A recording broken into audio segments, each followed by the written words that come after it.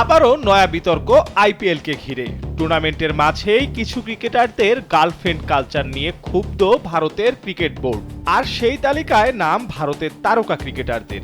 হার্দিক পান্ডিয়া, আর্শদীপ সিং কিংবা ইয়াশাসবি জয়সওয়ালদের মতো ক্রিকেটারদের তাদের বান্ধবীদের সঙ্গে একই টিম বাসে যাতায়াত ও টিম হোটেলে থাকতে দেখা গিয়েছে।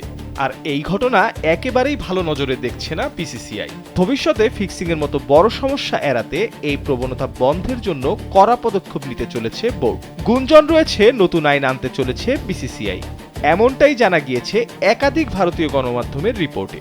কয়েকজন ক্রিকেটারের বান্ধবী সোশ্যাল মিডিয়া ইনফ্লুয়েন্সার, এই বিষয়টা নিয়েই চিন্তিত বিসিসিআই।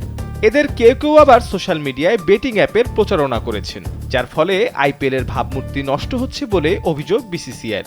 বোর্ডের আশঙ্কা, এই সঙ্গিনীদের মধ্যে অনেকেই জনপ্রিয় সোশ্যাল মিডিয়া ইনফ্লুয়েন্সার হওয়ায় সংবেদনশীল তথ্য ফাঁস হওয়ার ঝুঁকি তৈরি হয়েছে, যার ফলে প্রশ্নের মুখে পড়তে পারে ভারতীয় ক্রিকেটের ভবিষ্যৎ।